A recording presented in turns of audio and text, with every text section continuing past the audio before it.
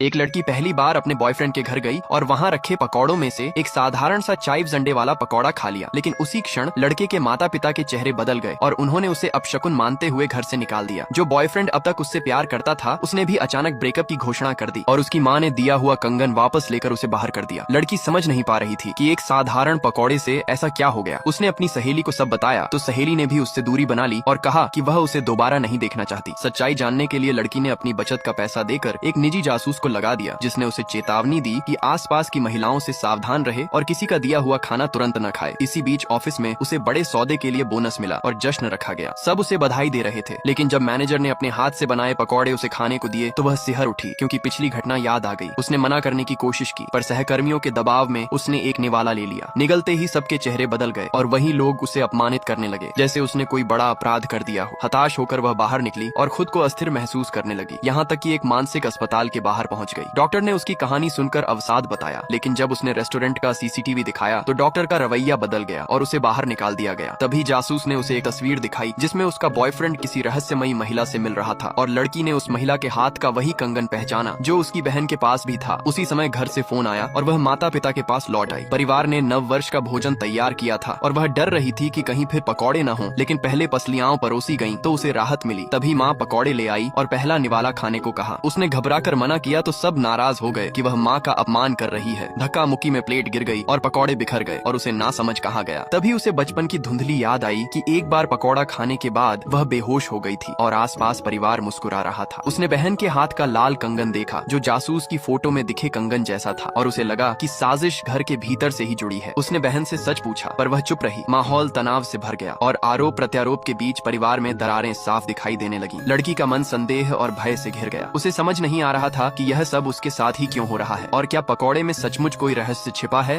या किसी ने उसके विश्वास के साथ खेल किया है। अब उसके सामने दो ही रास्ते थे, या तो वह सबको भ्रम माने और चुप रहे या फिर परत दर परत सच उजागर करे, चाहे उसके लिए उसे अपने ही परिवार से सवाल क्यों न करने पड़े। कहानी यहीं से एक ऐसे मोड़ पर पहुंचती है जहां विश्वास, भय और साजिश एक साथ उलझ जाते हैं और लड़की यह ठान लेती है कि वह जानकर रहेगी कि आखिर एक साधारण पकौड़ा उसके जीवन को बार बार क्यों बदल देता है।